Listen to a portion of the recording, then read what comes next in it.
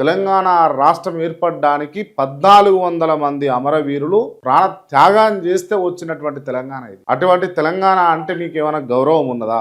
గౌరవప్రదంగా మీరు ఉన్నారా?